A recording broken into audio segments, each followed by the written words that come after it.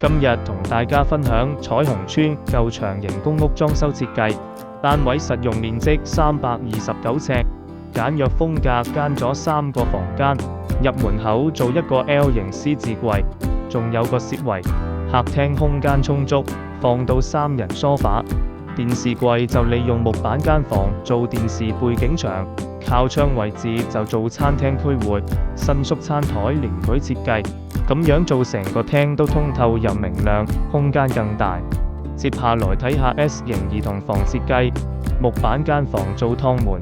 房間一係下床空間，有書台衣櫃；房間二係上床空間，仲有書桌學習空間。主人房同樣係木板趟門，房間內做4尺地台床，連間房衣櫃加書台吊櫃。廚房就正常做 L 型地櫃加吊櫃，